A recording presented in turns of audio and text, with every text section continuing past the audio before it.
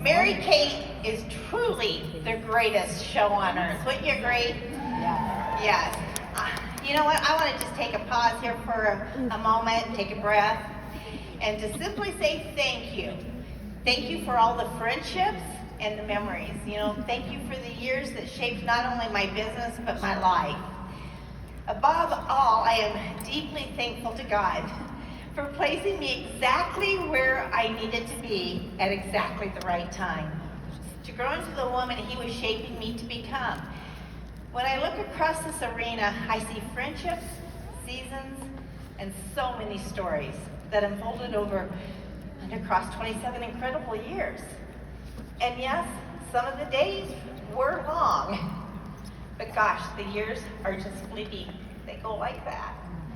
And as I stand here today, one word rises above all others, and that is grateful. And I am grateful for all of it. The good, the bad, and even the ugly. Because every part of it shaped me and who I am. And the woman standing here today is not the woman who started her Mary Kay business.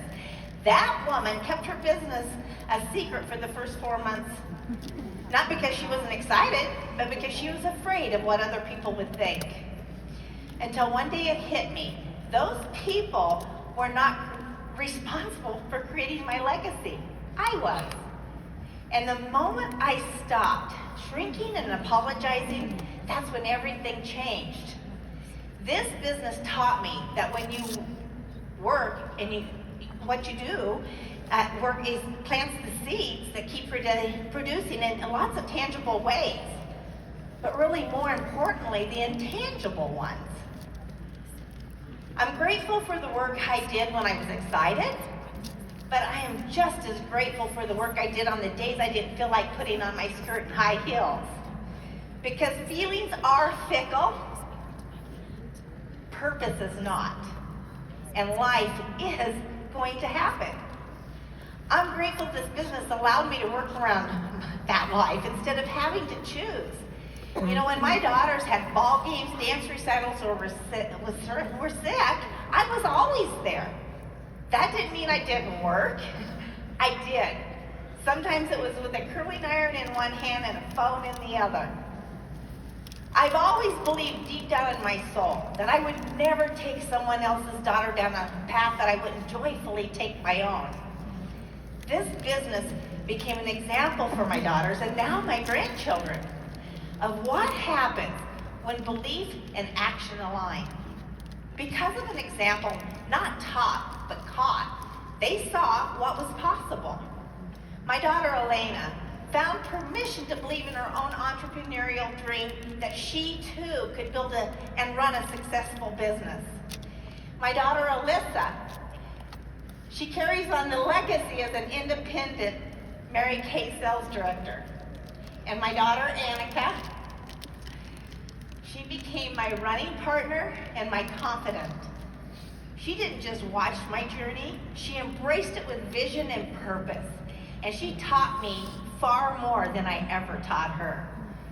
Today, she carries the torch forward as an independent national sales director. And Aaron, he has been there since the very beginning, and he's been a great son-in-law and always supporting, very supporting to Annika and my area. And I love you, and I so appreciate you. And Terry, thank you, and I look so forward to all the adventures that are ahead of us. Yeah. And I am so proud, and our future is so bright. You know, you become like those you surround yourself with. And I am profoundly grateful to our area sales directors and our area Go Give directors and our beauty consultants. I love you all so very much, and in my heart, you will always be my chosen family. And to my national sales director friends, you are the kindest, the smartest, and the biggest hearted women I know. And I love that when Mary Kay women say, I'll pray for you, I know they actually do.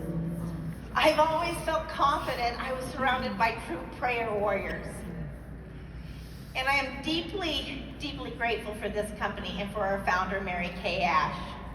Because of her and her belief in women made room for me to believe in myself.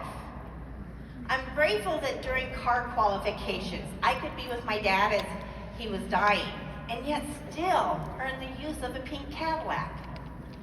I'm grateful that when my 30-year marriage ended, I didn't fall apart or lose my footing. I simply shifted and become even more intentional with my Mary Kay business and a clarity about the future that God was calling me into.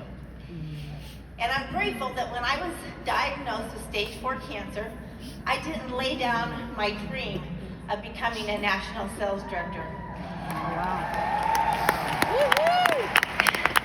Instead, I looked that enemy in the eye and said, "You do not win." Amen.